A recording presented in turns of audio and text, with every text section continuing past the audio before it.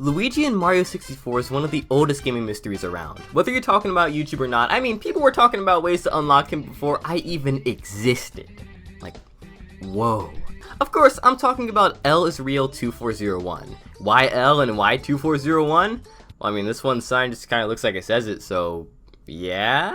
But here's the thing, as old as this mystery is, since the rise of data mining, it was always sort of known to just be another gaming myth. But a little while ago, something was discovered that changed everything.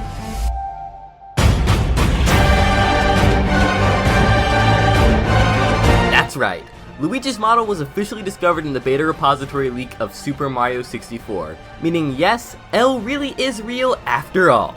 But that's not all there is to it, because the tale to this model and where exactly it would have been used is a pretty interesting story on its own. Welcome back to the Many Myths of Gaming, where today we'll be diving into a new legend of L is Real, and taking a look at where this Luigi model really came from, and more importantly, how he would have functioned in the game.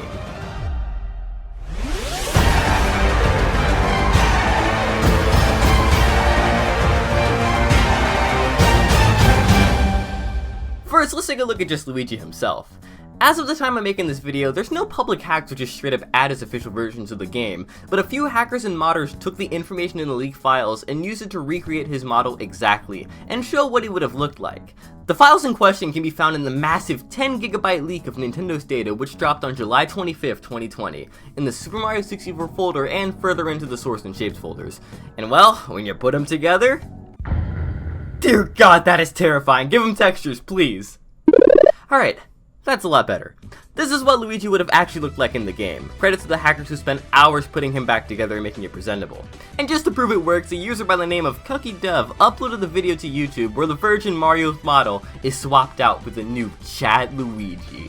The link to his video will be in the description, but I just thought that part was pretty cool. And there's even a patch for Mario 64 ROMs that can actually replicate this perfectly, which I'm using for more gameplay later in the video. So what was this model actually going to be used for?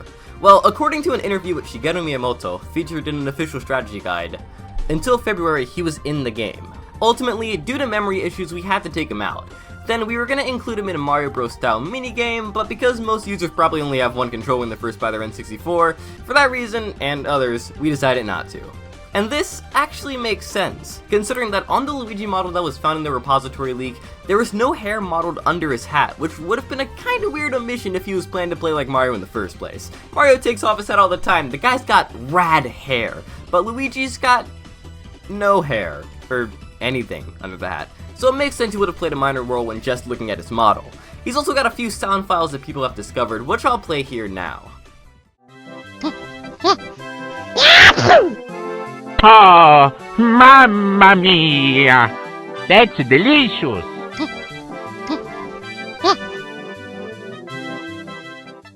But this Mario Bros style minigame would have been pretty interesting. I can only speculate it would have been sort of like a 2D recreation of the first Mario game, with its own custom level and of course a multiplayer function to feature Luigi himself. That's pretty much it though, just imagine the first Mario game in 3D and you've got yourself the lost 1995 beta of Super Mario 64. But at the end of it all, the most interesting part of this gaming mystery relates all the way back to before Luigi was even discovered. If you've played Mario 64 and looked at the star fountain that's behind the castle, you'll recognize the sign which reads L is Real 2401. And it just so happens that Luigi was discovered in Mario 64's beta 24 years and 1 month after the game's release. Coincidence? I don't know. You decide. Either way, this has been the Many Myths of Gaming. Thanks for watching.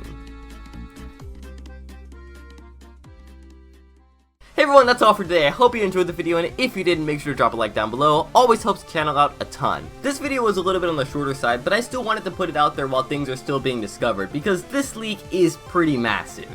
I do plan to make more episodes of the Many Myths of Gaming, as well as some Hidden Blocks coverage, and even some normal Slash videos regarding all the stuff that was dropped. So consider this video the first of many to cover new material about the leaks. And as always, for more videos covering all 10 gigabytes of the massive Nintendo leak where this gaming mystery comes from, make sure you don't forget to smash that squishy red subscribe button so you'll be there for the upload right when it premieres.